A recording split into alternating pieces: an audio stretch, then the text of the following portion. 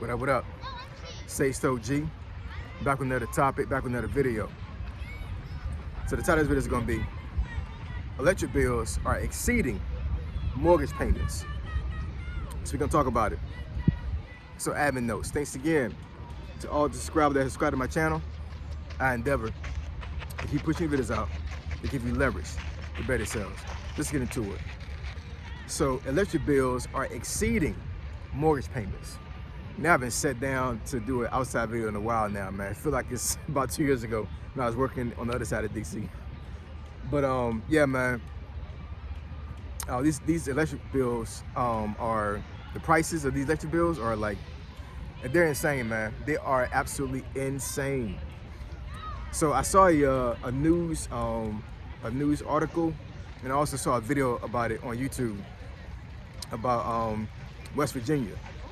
So if anybody doesn't realize, West Virginia is closer to DC than you may think. If you don't know about the demographics and the geography of West Virginia, DC, and Maryland, right? So I actually know people that actually live in West Virginia and commute from West Virginia to DC to work. Depending on what part of West Virginia you live at, you can make it to DC in probably about an hour and a half, something like that, you know? At least the DMV area, you know what I'm saying? Actually in downtown DC, probably about an hour and a half, depending on traffic and some other factors.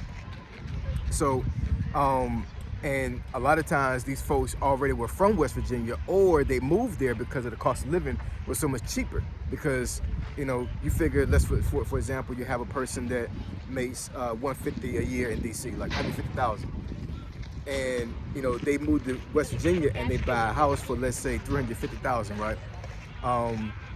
Same size house in DC or the DMV area is like $800,000 easily. So they're saving so much money overall living in West Virginia, but still doing that commute back and forth from DC to Maryland. Even though the commute does cost, but the overall arching price of what you're paying for, it does work out. It really does, because you'll be paying damn near quadruple more if you live closer to DC versus living in West Virginia, right? And then also you got some folks who work for the government that actually get incentives to go to work, to get a stipend to pay for their transportation. It's a lot of benefits to work in DC, man. It really is, you know what I'm saying? But these electric prices are not a benefit at all. They're really not. And there's a couple of factors, man. So I know a lot of times, well, a lot of videos I've seen recently, one of the things that a lot of folks are talking about is these data centers that are being built. I will say that is a factor, definitely. So, for example, so let's say you have a situation to where you're uploading a photo into the cloud, right? You take a picture with your phone and it gives you an option to put into the cloud, right? So the cloud literally is the data center. So every picture you ever uploaded to a cloud ever in life goes to this huge building that's called a data center. And they have these huge servers that pretty much compiles all your data, all your information, right? And as AI is being built and other things being built when it comes to IT infrastructure, you have to build these data centers to hold this stuff. But it's bad for the environment, and it takes a lot of energy to run these data centers. So I can only imagine that, you know, some of these electric companies in these states are raising prices because they're not going to fit that cost. They're going to put the cost onto the consumer. You know what I'm saying? So anytime you have something that's brand new, or something that's being used up a lot more than what it normally is, that cost is always going to be pushed down to the consumer, always. So I can understand, you know, a little bit of a hike in my electric bill, but for it to be like, okay, so when I saw that video, the guy in West Virginia, he was in an apartment, right? Said that his electric bill when he got that month, I'm not exactly sure what month, it might have been February or March of this year. Said his electric bill was $1,300. Now, I'm not exactly sure what part of West Virginia he lived at, but I can almost guarantee that his normal electric bill was not $1,300, man. Not even close. Might have been, I'm taking a wild guess, maybe depending on where he lived at, maybe $300. Some folks paying about $2 something. All depends on you by yourself, you know, what size your apartment is. You know, electric bills are not normally that expensive to a certain degree, right? So for him to have a $1,300 electric bill, I know there was a storm that came through back in February, a snow/ice storm. So I knew that there was going to be somewhat of an issue when it came to like the price of electric come the very next month. But yeah, man, $1,300 is crazy. $1,300 is crazy. So he's sitting here like, man, I don't know how I'm gonna be able to fix this. You know what I'm saying? He actually said he called out to the company, and he said like, look, I'm 70 years old. I live by myself. I don't work anymore. I'm on a fixed income. Are there any stateside programs that I can tap into to be able to to reduce my price? Lady straight up said no. Nothing. There's nothing for you. Yeah, man. I'm not a conspiracy theorist, but something that's seriously going on that we don't know about when it comes to these electric bills, man. Like, for real. You know what I'm saying? I understand that, you can search things on the internet, and, like I said, data centers and some other things are being put in place that's going to raise the cost of electric overall. Because it's not just a person living in an apartment. You have folks that are business owners that actually have had to shut their business down because they can't afford the electric bill. And like I said, according to the title that I just wrote, these electric bills are actually more than some of these people's mortgages. Just imagine getting an electric bill in the mail or online, and you put your mortgage payment right beside it, and your electric is more than your mortgage. What are you gonna pay?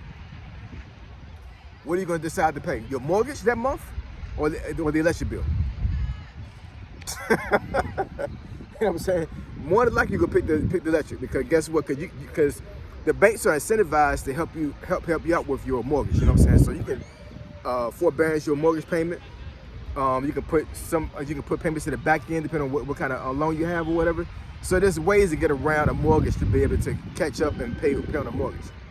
But that electric bill, you're gonna pay that, because if you don't, your lights get cut off. And who can survive without electric? You know what I'm saying? Like, you just can't. You know what I'm saying? Like, everybody needs electric. Everybody. You just live off the grid, and most of us ain't doing that, right? So to be put in a position to choose your electric versus your mortgage and other bills, it's a lose-lose situation, man. You know what I'm saying? Because nobody wants to be late on anything. You know what I'm saying? But that electric, man. That electric is so important that you damn near almost sacrifice every bill you have to pay that electric. Because once the power goes off, it's over. You can't use it. You can't charge your phone. You can't be on the internet. You can't use your stove, depending on what kind of stove you have. You can't your refrigerator gets cut off because there's no power to it, so your food can go bad. Just imagine how important electric is, man. It is extremely important. So that bill could be $20 or $2,000. You're gonna pay that bill because you can't afford to not have electric. I feel sorry for these folks, man. I really do. You know what I'm saying? Like, don't get it twisted. Ace is feeling this pinch too, because I didn't want to tell you what my electric bill was last month, man. It was crazy. Crazy, you know what I'm saying? But I got passive income. You know what I'm saying? So I'm able to mitigate some of these costs, right? Hell, I might even take my YouTube check next month and pay my electric bill. You know what I'm saying? So, it's crazy.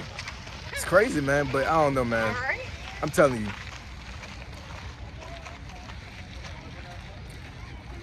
These electric bills are insane. They are. And it's like, there's no solution, because you gotta pay it. You gotta pay it, man. You got to pay it. So I don't know if folks can write a letter to their congressman or do protests or something, you know what I'm saying? But things just get expensive all around, man. You know what I'm saying? Just everything. You know what I'm saying? But these electric bills, being more than your mortgage, it's diabolical. It is. So I'm telling you, man, y'all need to go into if you own a house, go into your house, turn off these damn breakers when you leave the house. Everything, nothing should be turned on, man. Unplug every damn thing. Unplug your stove. Unplug, unplug your coffee maker. Unplug everything, man. If it causes a circuit to spark, unplug that shit, man. For real. Because I'm telling you, excuse my language, you know what I'm saying? But I'm just saying, man. I'm just saying. Unplug everything, turn all the breakers off, all of that. You know what I'm saying? Do an experiment and see your electric bill still gonna be high the very next month. It ain't funny, but it's crazy, man. You know what I'm saying? Like, it's insane.